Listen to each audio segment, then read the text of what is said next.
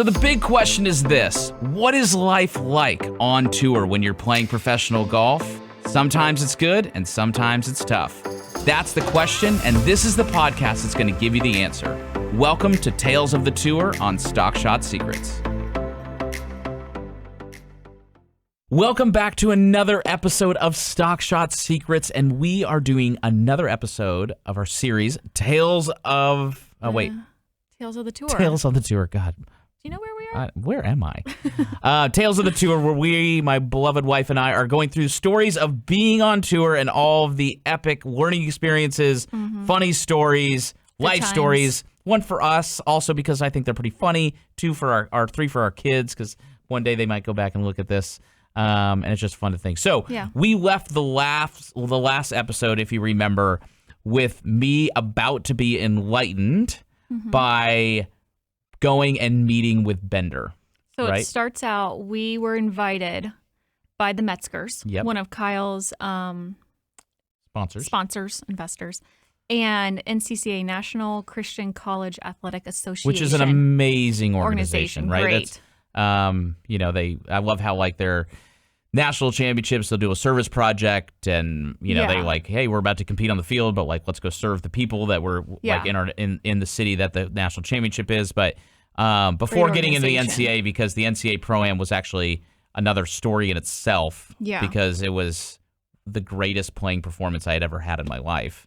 So I go out there, one of my best buddies, like one of the greatest human beings on the planet, Jonathan Moore, is working with Bender. And Jonathan Moore, I don't even know if you even knew this. I did not know he worked with Bender. Jay Moore I thought he worked with he worked with Ledbetter for a while, and then he had moved over to work with Bender. And he was the number one amateur in the world, like on the Walker Cup, won the Walker Cup, but just like a heart of gold. And probably the nicest individual. Him and his wife Claire, literally the two nicest people on this earth. Yeah, like the best. The best people. Amazing. And he and Ben boast again. Okay. Says, shout out to Ben. Hey. you should really go see this guy Mike. Who I had no idea who it was, but I was like, hey, sure, okay. So I go out there. We play golf before. I remember playing 9 holes at Orange Tree. This is before the NCAA. NCCAA. Yeah, so this is Pro-Am. this is legitimately Monday, Tuesday, and like the Pro-Am starts Thursday. Later in the week, yeah. I go out to Orange Tree, super tight course, play really good on 9 holes. I mean, it's just for fun, but I think I shot 31 or 32, which the course was really hard, so it was a really good round. Go up to see Mike, and it's at this moment that I go up there, and I'll never forget, like, that first lesson he teaches me, which essentially has become the framework. And that's the cool part about this is, like, me helping all of our listeners and players, like, do this is everything that they're learning from alignment to grip and stock shots and blah, blah, blah, blah. Like, I learned as a player, right? So, like, their feelings I've already felt. And I remember, like, learning about how to, aim my face and then look 40 feet left and aim my feet parallel left. That was the first lesson. And then as well as, like, having the zone poles out in front of you, right, which is, I guess it'd be like day 4 of the Stock Shot Challenge. Is or that module like 3. the 2 alignment sticks that you're trying to hit through? Yeah. Okay. And then I was trying to keep my back to the target, which is the same thing I'm working on in my swing now, which it is February of 2023. So 13 years later, folks, I'm still working on it because our stuff is our stuff, right? But I remember doing it. The beauty about Mike, and I told him this when we did our podcast, is that every question I always had an answer, and it was always done. He would always give it an analogy in a different context. So, like, it wasn't always the golf. So, like, whatever it was he was always teaching me was always like, yeah, but it's kind of like this. And that's a really big thing just from, like, if you guys are listening and ever talking and presenting, the more times that you can say, hey, it's like this, and you can equate it to something different, outside of whatever topic. So if you're talking about financials, but it's like, it's kind of like this in football. And then they're like, oh, yeah, I understand that. So now I get it. Yeah. Right? So, but it was keeping your back to the target in the range. And I was like, oh my gosh, like this stock shot thing that Jack Nicklaus had introduced to me back in 2008, which I knew was the thing. Like that was the vehicle to make me better. And now here is a guy who believes the same thing, but also now teaching me the tactics of how to actually execute it. And I was like, this is incredible. And I start hitting balls in this lesson, and we spend, I don't know, 3 hours together that day. Maybe it was 2 days. I don't remember. Still got it back in my V1 profile. And I was like, this is awesome. And then I go to the NCAA program. And 3 days later, Mike's doing the same thing, right? He's going there to work as the pro-am. And I go there, and in 36 holes, I shoot 23 under in 36 holes, which is like I black out. I'm shooting. I mean, I'm playing. It's just ridiculous. Like I just cannot stop making birdies. And and at that moment, it's 3-4 days after. And I'm like, this is the way, the truth, and the life. Like, I have found the Coca-Cola secret formula that is going to take me to the promised land of the land of milk and honey. So I was in, right?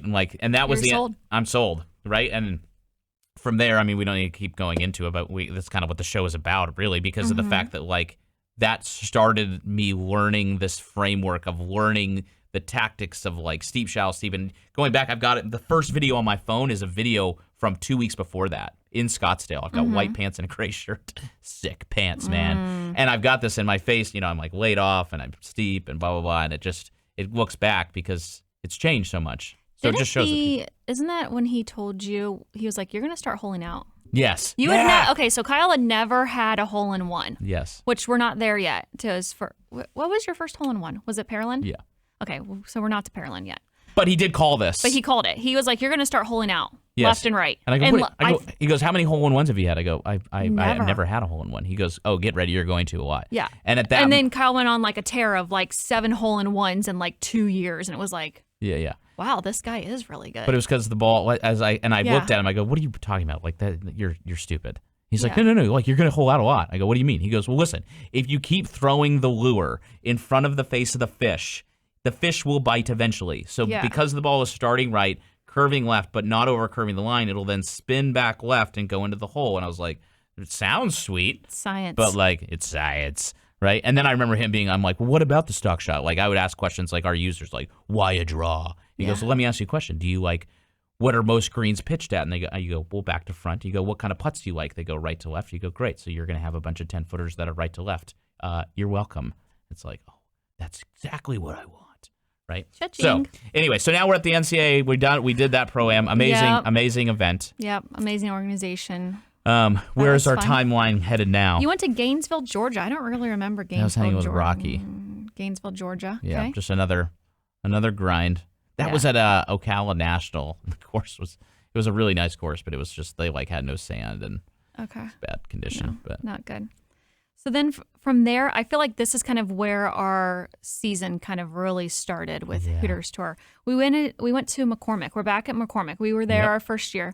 This year we stayed with the Winsteads. Yep. Grand Anna. Last time we were there, we were coming in as guests as another family. Donnie was staying with him. Yeah. But now we are Donnie. I think maybe had stopped playing. Donnie was staying with the Winsteads, and then we're like, we gotta stay with this family next year. Right. And then next year, Donnie connected us, and we stayed with the Winsteads. Right. And I mean, all of our host families were amazing. They're all retired couples who like to hang out in the evening, smoke a cigar, have a beverage, and we're like, sweet. Yep. And they like to eat good food. So, I mean, they really take care of you. For the chef Grant, and you were eating it up. Yeah, but I was always like, don't tell people that I went to culinary school, because I didn't want people to be like, oh my gosh, I have to cook for someone who went to culinary school. I didn't want to come into someone's house and put them off that way. So, but it was always one of those things too, where I would just say it and then ask for forgiveness later, because I was so happy or not happy. I was cool. proud of the fact of what your job was, and you were so good at it at school. And I'm like, yeah, this is my wife. She's amazing and beautiful, and she's a McCaddy, and she's a chef. And you're like, just don't tell anyone, because you would think that they would judge, or you would judge for what they were eating. They think I would judge the food, and it's like I eat all food. I do not discriminate with any food. I will eat. Just give me that food in that tummy. They were so good to us. Yes. Cook dinner every night. Yep. Go out with them now and then. The Winsteads, amazing people. Yeah. So from there, always a hard week though because of the allergies. Yes, you always had a tough time, and that course was very hilly, very hilly course. Yeah. But really pretty. Yeah. But now after that, that's in May. So now we had to probably go to Cherry Blossom. Well, you went to Hampton, Georgia. I don't know what Hampton, Georgia was. It's in the blog. Probably missed a cut. Yeah. So then we head to Cherry Blossom, which Cherry Blossom, the start of the Summer of Love. Summer of Love. But if you remember, that was my very, very, very first experience. We talked about it a couple episodes ago it was like my first experience caddying. Hey guys, I hope you are enjoying this episode of the Stock Shots Secrets podcast. If you are enjoying it, be sure to like this episode. Be sure to subscribe so you can always see when they're coming out. And most importantly, if you would be so kind to be able to share this podcast with other passionate golfers who are trying to get better and build stock shots, because it grows through you sharing it. Thank you so much for tuning in. And now back to Stock Shot Secrets. Okay. Both of our parents were down there. You're like, just hold the umbrella over the golf bag. Oh, so that was this year that happened? No, that was the year before. Okay, yeah. But I'm just saying same week. I'm just saying we're now back to that same tournament. And so it's basically 1 year of you've been on the We're back for 1 year, and now I'm like, I come in. I know where you're going with this. I have a whole new wardrobe. I'm a caddy's wife or a golfer's wife. I have a whole new caddy wardrobe. I have like the cute little tennis skirts, collared shirts. I'm like, I'm here. We look good. Because Kyle was sponsored by Sligo. Yeah. Which was so great. Like how I pulled that off. I don't know. I don't know. So they would send him clothes. Titleist was sending him balls and visors. Kyle wore the old school tour visors. Yeah. I should have brought those relics out. Yeah. But some relics from newspaper. We articles. do. We'll get to that here in a minute. We have a lot of relics this time. So yeah, we were like, we look good. Yeah. Because it was a lot of. Do you remember we'd always say, if you look good, you feel good, and you play good. Yeah. It was all about like that confidence. That P and Lynn talked about having that swag. Right. We talked about that a lot. Because for me, like the thing is like, not to pour too into my heart, but like the thing was in college, when I played in college, like I had a really good college career, right? And not to be like an egomaniac, but like I would essentially take the golf course and I'm like, I just have to not put it in a dude's pool. Like I just need to essentially show up and I'm going to have a chance to compete and win. Yeah. I just don't need to not do anything really stupid. Yeah. But then, like, when you go out, and I was talking to a young lady the other day who is really good and probably going to turn professional, and I was like, it's hard, because, like, you get out there and, like, you shoot 68, 69 and miss a cut, and, like, you just get beat down. Like, every Friday, Mitch and I were talking about, like, 3 days ago, every Friday night, you just feel like trash, because it's just, like, you spend all this money, you play, and it just rips your heart out of your soul. Yeah. So, like, it just, and enough there, right? I mean, going on 2 years now at this time of the story. It's just, like, the swag of, like, building that up through. That confidence, yeah, like, it just. You got to have that. Yeah. And it's at that level, like, it's certainly skill matters, but, like, it's very mental. I mean, you saw some of the people where you go, like, how's that guy even make contact? Yeah. I mean, my swing was good, and it was like, but that dude's beating my brains in every week. Yeah. Like Ted Potter Jr.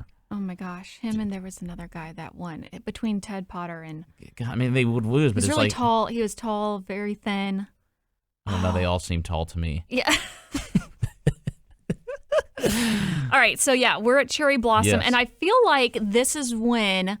So we started hanging out with a couple other married couples. There was about 4 married couples, and not all the wives would caddy. Claire and I definitely caddied They all a lot. started, though. They all started caddying. You were caddying, then Madeline started caddying, Claire was caddying. Jamie caddied a little bit. Jamie started caddying. So we became like this group Kelsey started caddying. And we're all newlyweds. Yeah. And we're all newlyweds learning life together. Yep. As and we're pretty much the only married couples on tour. And we're the only married couples on tour. Because we're all 23, 4, 5 young. years old. Yeah. So that's when I feel like our group kind of really solidified then at Cherry Blossom. Well, it really solidified in the hotel room with the wine tasting. Wine tasting. So we go and we decide. Remember, one of the couples hosts a wine tasting in their hotel room. So we all we're 20. Well, this is 2010. So we're all 23. 25. 20. Well, yeah, 25 because I was born in 85. Okay. So and you're 26 because you like younger men. So we go in there. We do a wine tasting. We have no money. right? So they're like literally bottles of barefoot. They're and I'm barefoot like, we're like, and we know Yellowtail. all these. And then they would do the nice bottles, and we're like, we don't know this one. No one knew And then it them. was like the barefoot purple label Pinot Noir. I'm like, I know this one. Yeah. This is my favorite, right? But we're doing wine tastings in a hotel room, and who was all there? The Moors.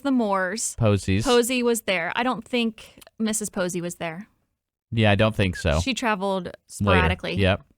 Bolins? And I don't think the Bolins were there yet. I don't know if the Bolins were there. I don't think they were. But there was a special. So this night we did wine tasting, and we decided to head over to Carrabba's for dinner. Yep. And we all just pack in two SUVs, all these couples. So the moon's almost coming out, but we need to. Yeah, the moon's not quite out. So we're sitting at the stoplight. Should this person remain unnamed until we verify that he wants to? He probably wouldn't care, but we'll just say okay. unnamed. This individual was unnamed, and they're part of our group, and decides to. They're in the car in front of us. Drive down the highway with this mooning everyone, mooning us. We're just at the stoplight. I remember, and we look up, and there is the moon. It's a full moon, but it's in the middle of the day. What do you know? I wonder if you need to call him and have him on an episode, yes, and you need to see if he remembers that. Oh, he definitely remembers. Okay. So yeah, that was like the beginning. Mr. Moon. Mr. Moon. I had a cat named Mr. Moon. Yeah, you did.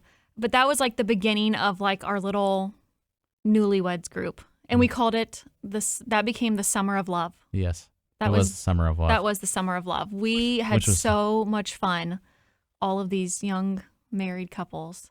It's amazing too. Well, I don't know. I mean, would you say back in those times, like, and it's okay, like it's, we're doing a podcast, so we're sharing, like, what were some of the struggles that, like, we had back then? Because it's always interesting, right? Like, not like maybe even like what we had in marriage. Like, I think our struggles are like any normal. It's not like we're more in love than like anyone I've ever met, and we're told that all the time of how much we adore each other, which is the truth. Yeah. But like, I'm just saying, like, it's interesting in life how, like, Rowan a couple weeks ago, our middle daughter, she's like, I'm so stressed out. And it's like, you're 8.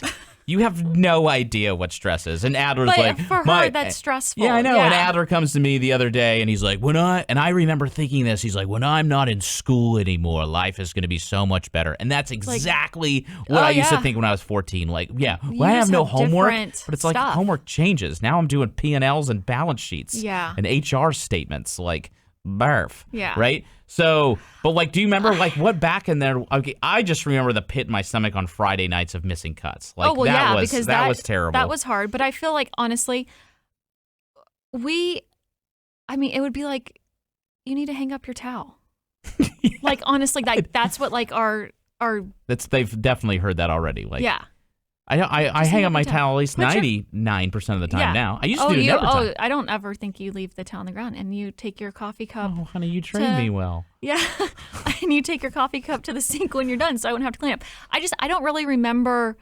We were in such just like being newlyweds. But that's what I'm saying. It's even like back. It was cute at that time. Yeah, looking back at that time though, it was very. It was very euphoric though. It was like what a.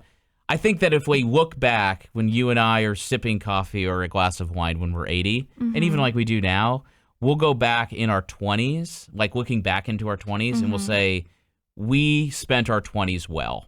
Oh, 100%. Like, we did what we should have done in our 20s. But that's why we're doing this podcast, because we're like, we had an amazing go around in our 20s, and that's why we need to like record it all and like document it. It was just such a, I was telling a guy the other day, and I was like, fun. he came in to interview for a position, and he was an old academy student, because I basically just hire academy students. 70% of my workforce, I should say, are former students, which is amazing. Yeah. Because they get it, right? But I was saying, like, hey, listen, man, like, you're 25. Like, here's a really cool opportunity. The ceiling's really high, but, like, you're 25. Like, you can kind of fail. You can take a stab. Like, if you were 52, maybe not, right? Like, what we were talking about, like, this might be a little bit more bold. But for right now, like, you can give it a try. It might make you, millionaires.